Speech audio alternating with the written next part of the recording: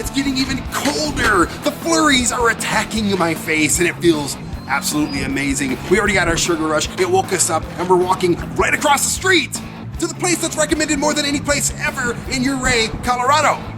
Brickhouse, 737, right here. And they're not even open yet. They're opening just for me.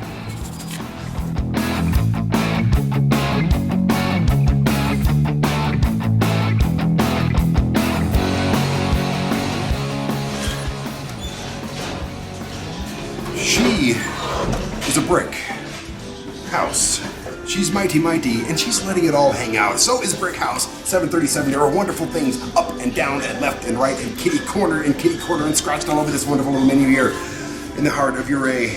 And like I said, they're opening just for us. They turn the music on. The fire's blasting outside just for us, you and me. So let's do this thing, man. Let's get stuffed. Hans, I'm here for less than couple minutes, and you already put a Moscow Mule in my hand. That's right. Is that the hospitality that everybody can expect here at Brickhouse? Oh, absolutely. Brickhouse. Brickhouse 737. Yes, we want you to come in and relax, but we definitely want you to do that with a drink in your hand from the get-go. From the get-go. And it literally was from the get-go. They're like, hey, he's here. Here you go. It's true. And this is delicious. By the way, your bartender, high fives to her. Awesome. Good. Tell me about the Brickhouse 737. First of all, what inspired you to name your restaurant after a Commodore song? Yeah, I guess I'm a Lionel Richie fan as well, so I mean it's that kind of came into play later. I guess it was basically the building that kind of got us thinking about the name of the place. You have a built-in jingle for commercials, right? It's already there. You know, it's mighty. What is the 737? 737 Main Street. That's really the address. It's not an airplane. It's not named after. My grandfather flew a 737 in the war. Just give me something like that. You know, it's the address. It's out front. Maybe you saw it, Brandon. Our concept is basically built around our food. Okay. I've partnered with a fantastic chef, and we really felt that if we could just get his food on the table, people would come. So how did you meet this chef, and how did his food get into your face? I've known him for about 9 years now. He used to be the chef at the Madeleine here up in Telluride, and we've been hanging out for years and plotting a new restaurant in Ouray. What was the aha moment? Like, what was the dish, and is it here today? The dish is definitely here. All his dishes are incredible. Okay. The aha moment was really a year and a half ago when this building became available.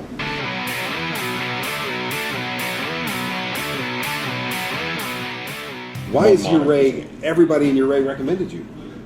It's everybody. Because of the food. It's because of the food. That's what it is. I think so. Put good food on the table and people will come. Everybody I talk to is like, I tell them I'm going to go to Bricktown. They're like, oh, you got to try this, and you got to do that, and you got to put that in. I'm like, okay. So I've got like 700 recommendations here. That's why I don't want to look at the menu. I just want you because I have to take one of everything. That's great. That's very flattering. And, the town has been very supporting of us in our new endeavor here, and everybody's very enthusiastic about the place, so kudos to everybody. What's really cool being a staple in a place like this? This is a destination location, and you're a destination within the destination location. Well, I don't know. This town counts 900 people. 900 people live in this town. Really? So it's a small town. And, I think people are really down to earth. It's a humble place. But the tourism. There's a lot going on here. I gotta say, it's gorgeous, isn't it? It's beautiful. Yeah, I might be 901. You should. I might. Come live here. Maybe hiring a dishwasher or something. I can come up here and it's like, Oh, you're modest too, like a little income coming in. I'll be a spokesperson. Like, come to Bricktown 737. It's the address. Yeah, you got that down.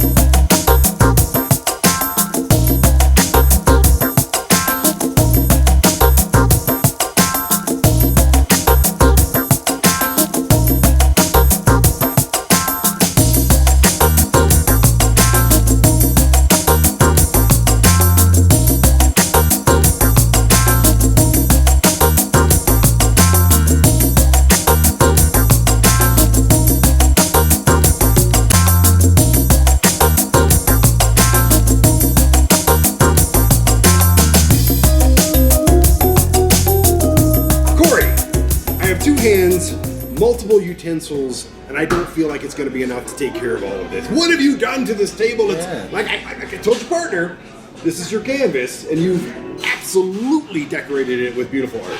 Well, thank you. What on earth have you done to me? We got a couple of some of our like best sellers here.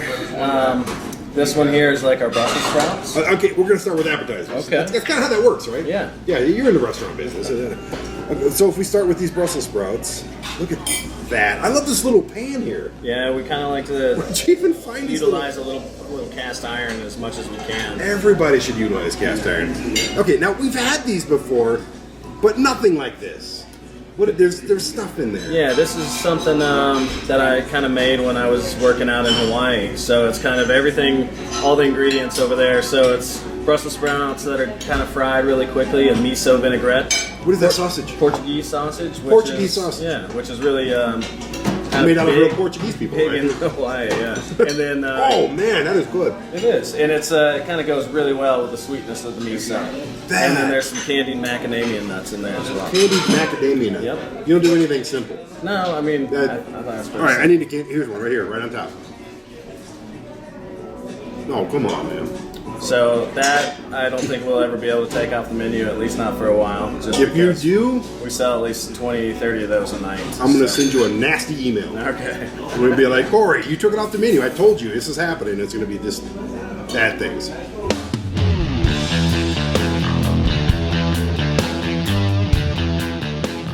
So it's a spin-off of what they call them Devils on Horseback. So it's, Oh, really? yeah, it's a huge date that we stuff with kind of a spicy chorizo and then wrap it with like smoked bacon.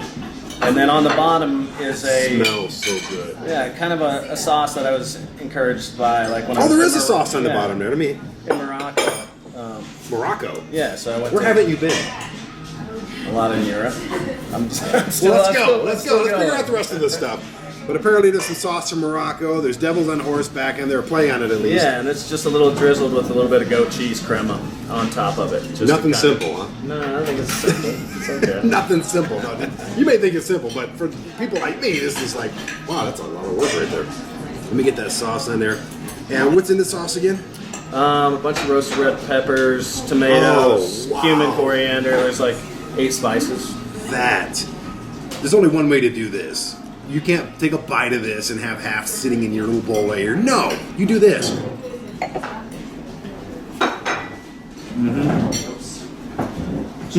Go ahead, talk for a minute.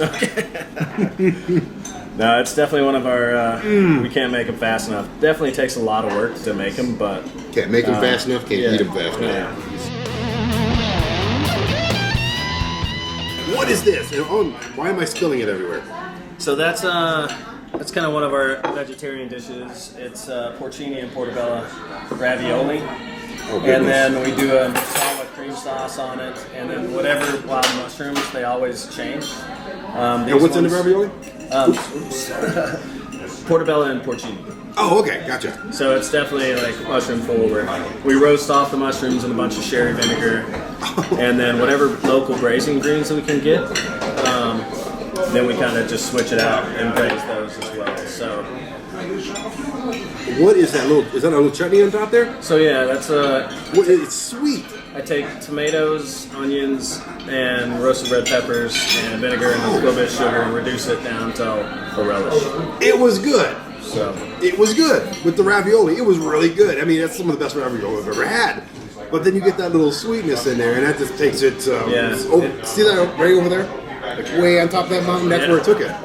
That's where my taste buds are it right needs now. to. It needs some acid in there. Oh my Kind of balance it out a little bit. That is amazing.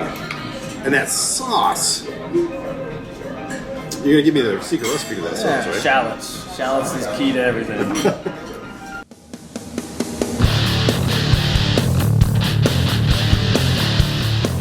Now, if I've ever seen a main event, that short ribs on some mash with some. Oh, come on. I can't get that inside of my face fast enough. So this is our #1 seller, and it's just like comfort food, especially in the winter when it's snowing outside. Comfort food, I want to snuggle it. Yeah, On the couch and watch, Gordon Ramsay or something. So we just kind of change up whatever the veg is. horseradish, mashed potatoes. It takes us like a day to braise the short ribs properly, and then we make the reduction out of that sauce, and then I pickle. As soon as we get the local corn in, I buy as many cases as I can, and I pickle the sweet corn, and that's kind of the garnish. So we just always stay ahead of produce. Our seasons are so short that we need to get. When we can get it, we get it, and I pickle it. You're not happy until you work your ass off on one of these plates, are you? That's what it is. You could do this, and it would still taste good. Very simply.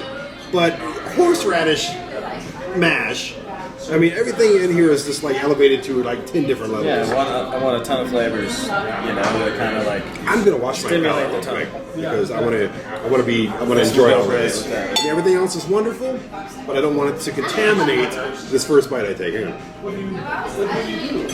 And I like to drink. Is it supposed to melt like that? It is. That just fell apart on my fork. Yeah, if it doesn't, we did something wrong. Oh my goodness. I try so hard to remain professional when I'm doing these shows.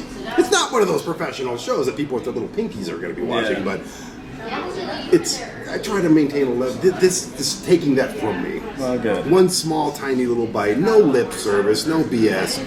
That, look at it, it just falls apart. It's juicy, it's amazing. Is there a rub on there?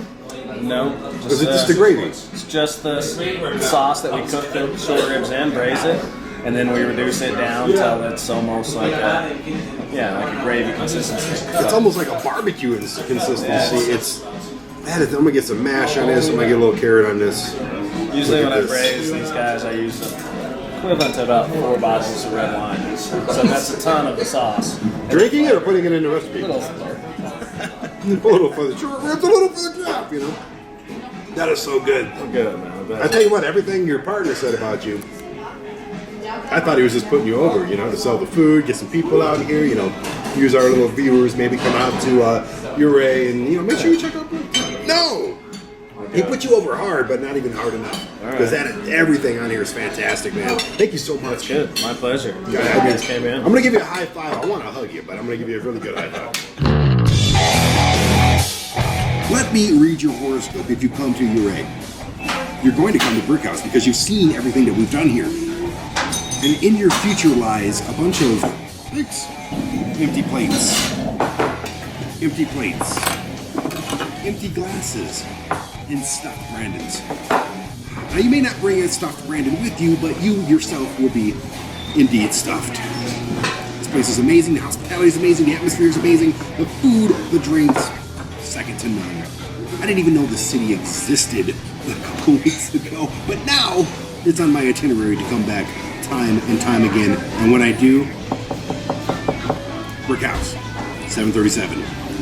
Actually, already can't wait till my next meal. So anyways, that is the best recommendation I can give anybody. This place is amazing, so what are you gonna do? Write it down, Brickhouse, 737, on your itinerary. Come here, go there, eat this, lick the plate.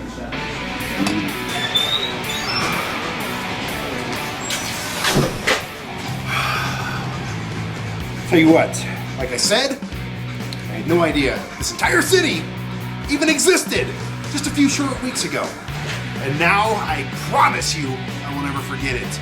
For many reasons. Thank you to Mouses, thank you to Brickhouse 737, and thank you for watching. I'm Brandon, this is Go There, Eat That, and what do I say at the end of every single one of these episodes? If you want to try something, if somebody recommends something, if someone says, hey, this is really good, or you see it on a show like this, don't sit at home, don't wish that you could, go there, eat that, and then keep eating that, and then end up stuffed and fat like Brandon. Wow.